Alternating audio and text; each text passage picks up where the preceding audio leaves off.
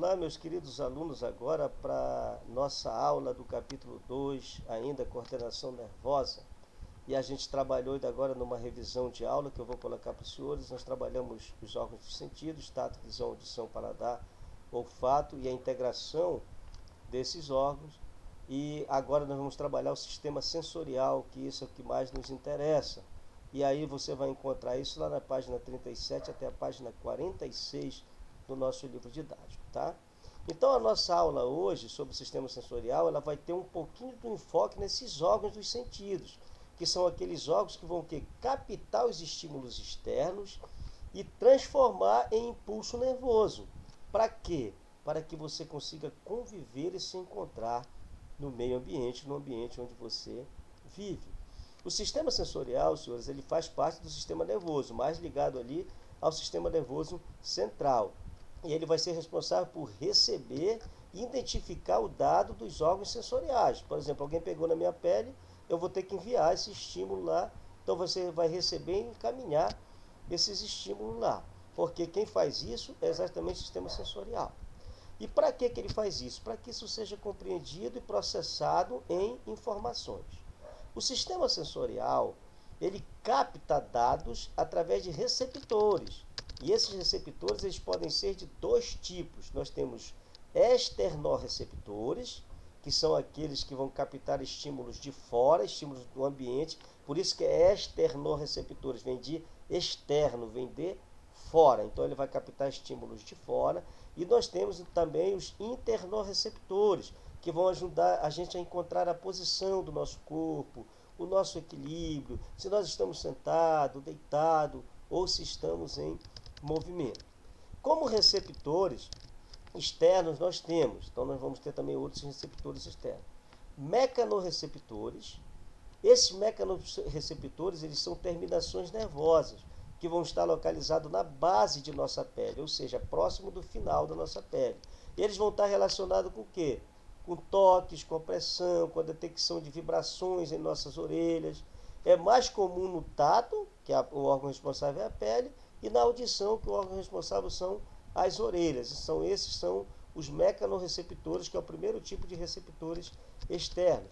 Depois nós temos os fotorreceptores. Aonde eles estão presentes? Estão presentes na retina. Você sabe que a retina está lá nos olhos. Se você assistiu aquela aula de órgãos dos sentidos lá, você sabe disso. Ou seja, ela vai estar em nosso globo ocular, que é responsável por captar luz. Daí o nome fotorreceptor. Você sabe que tudo que tem foto quer dizer luz. Por exemplo, fotossíntese quer dizer que você vai fabricar o seu alimento através da luz. Né? Fotografia, captar sua imagem através da luz. Então, por isso, fotorreceptores, porque tem a ver com receptor de luz. Mas que são células especializadas em captar, receber informações luminosas. E aí nos caracterizamos, então, o nosso sentido da visão. O próximo receptor, externorreceptor, é o quimiorreceptor. Eles estão localizados principalmente na língua, que é responsável pelo paladar, e no nariz, que é responsável pelo olfato, que são os dois sentidos que vão se relacionar com a absorção química do ambiente. Nós sentimos o cheiro e o sabor através de partículas químicas.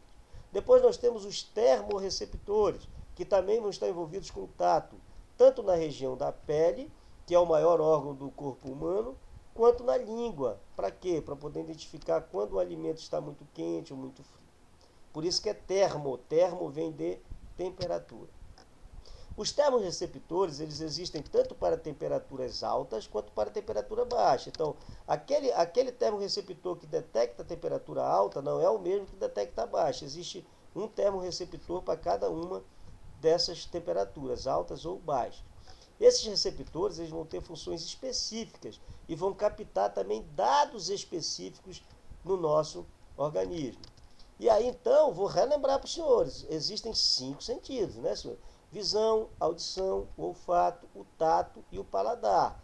Esses 5 sentidos são concentrados em 5 órgãos especiais, que vocês já viram lá na aula anterior. Nosso corpo, ele se protege.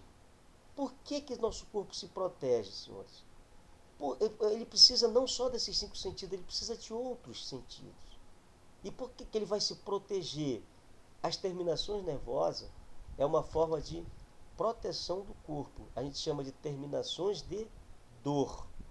Olha o que é que ocorre. Se eu sei que está doendo alguma parte do meu corpo, eu vou cuidar daquilo para que aquele problema não se estenda além do que eu possa depois conseguir corrigir esse problema. Então nós temos também percepções internas. Por exemplo, se você está em equilíbrio, se você está sentado, se você está em pé ou deitado, todas essas sensações, senhores, que nós sentimos ali do lugar onde a gente está, elas são captadas por uns sentidos que nós temos internamente, que recebem informações, parte dos órgãos dos sentidos, essas informações vêm parte delas dos órgãos dos sentidos, e outra parte vem das terminações nervosas. Por esse motivo, que quando você está dormindo, e às vezes você cai naquele sono que a gente chama de sono REM, você tem aquela sensação de que você está caindo da cama. E por que isso acontece? Você acorda assustado, né? Tem aquele susto. Isso ocorre porque em um determinado momento o seu cérebro não consegue processar todas as informações que ele recebe. E ele acaba então cometendo um equívoco.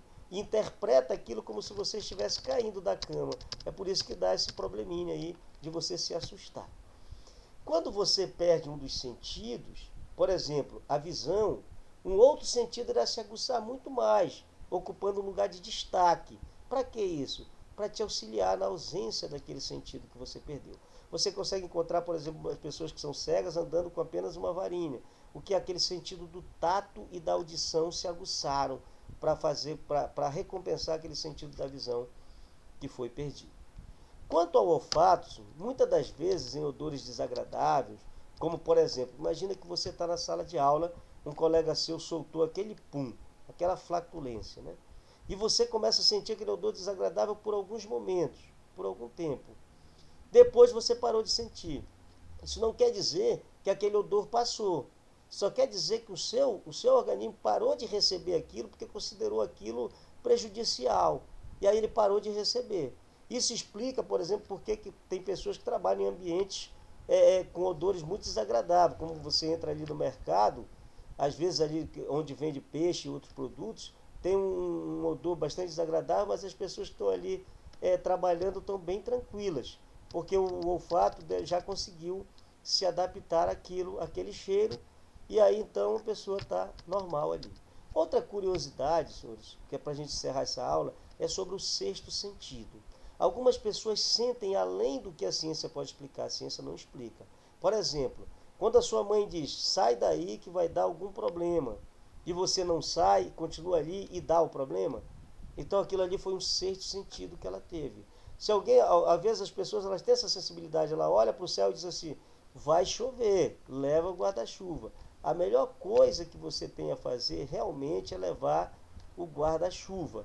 Não desobedeça e não faça o contrário, porque o sexto sentido ele só não é explicado pela ciência, mas ele existe perfeitamente. Senhores, muito obrigado. Espero que os senhores tenham compreendido. Até a próxima aula.